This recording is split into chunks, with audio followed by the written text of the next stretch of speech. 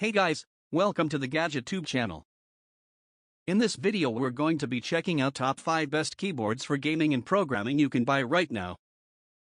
I made this list based on my personal opinions and our research, and I've listed them based on quality, features, and I've included options for every type of consumer.